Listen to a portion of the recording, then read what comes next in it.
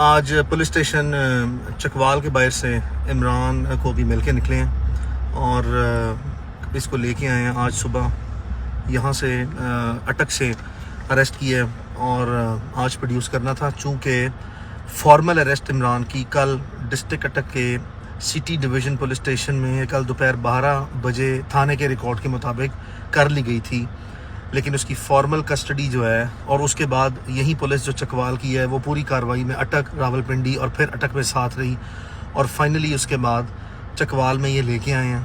اور چکوال میں لانے کے بعد اس کو سارا دن عدالت میں پیش نہیں کیا گیا.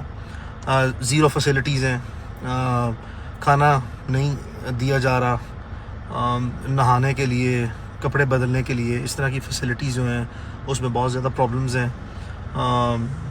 حوصلہ بہت بلند ہے عمران کا، کوئی پرابلم نہیں ہے. لیٹسٹ ڈیولپمنٹ یہ بھی ہے کہ ممکنہ طور پر کل عدالتی پروسیڈنگ کے بعد چکوال میں لاہور کے مقدمے میں گرفتار کیا جائے گا.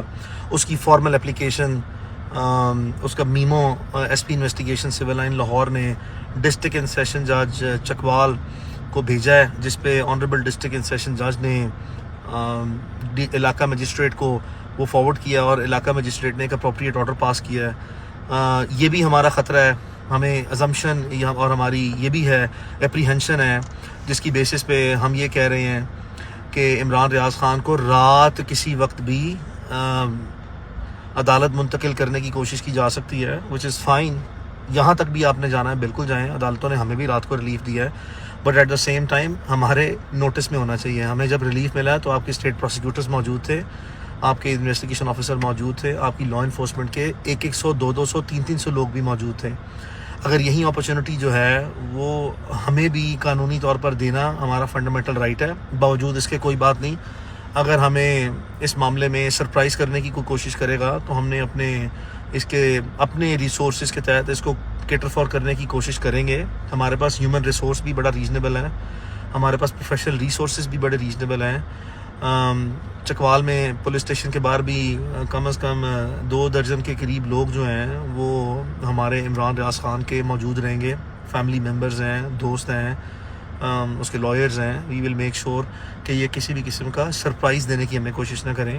اور اگر روٹینلی یہ کل لے کے جاتے ہیں obviously that is going to be the best way. Though کہ انہوں نے آلریڈی اپنی اتھارٹی کو ایکسٹریملی مس یوز کیا ہے، ایکسٹریملی ابیوز کیا ہے، میکسیمم مینپولیشنس کی ہیں، ایڈمنسٹریٹو مینپولیشنس. کوئی بات نہیں ہے، شوق پورا کر لیں. عمران کا حوصلہ، میں حیران ہوں اس چیز پہ. زندگی میں جب سے میں اسے جانتا ہوں 20-25 سال سے اتنا حوصلہ نہیں دیکھا جتنا اس وقت حوصلے میں ہے. ممکنہ طور پر نظر یہ آ رہا ہے بچپن سے اس کو دیکھتے ہوئے کہ اصل عمران ریاض خان ایک شخصیت کے اعتبار سے، حوصلے، دلیری، جرت کے اعتبار سے اب پتہ لگ رہا ہے کہ کس طرح کا آدمی ہے.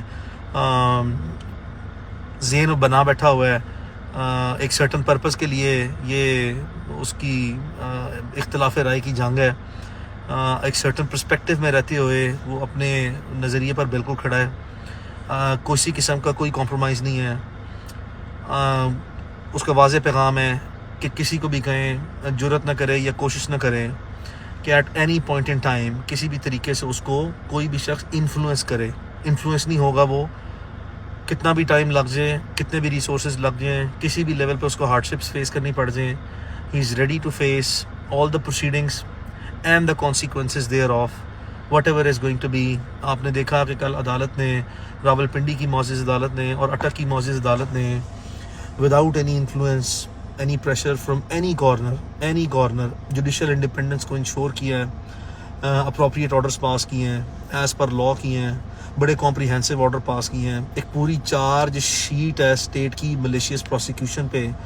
اسٹیٹ کی جو فرسٹریٹڈ میلافائڈ اٹیمپٹس ہیں پروسیکیوشن کی، اس پہ عدالت نے ہر چیز واضح کر دی ہے. چونکہ یہ اوفینسز سملر نیچر کے ہیں، تقریباً 100 میں سے 95% FIRs سملر نیچر کی ہیں، تو اس کا لاجیکل اینڈ ایسا ہی ہوگا. 2 آنریبل ججز نے سیم میرٹس کو جو کنسیڈر کیا، اس کے مطابق جتنے حکومتی بھونڈے یہ مقدمات ہیں اس کی آپ کے سامنے پوسٹ مارٹم ہو گیا ہے اور اس کا واضح طور پر لیگل سٹیٹس آپ کے سامنے آ گیا کہ اس کی کوئی فاؤنڈیڈ بیسز ہی نہیں ہے. وہ بالکل انسبسٹینشیل بیسز ہیں اس کی کوئی مٹیریل فیکچول یا لیگل بیسس نہیں ہے.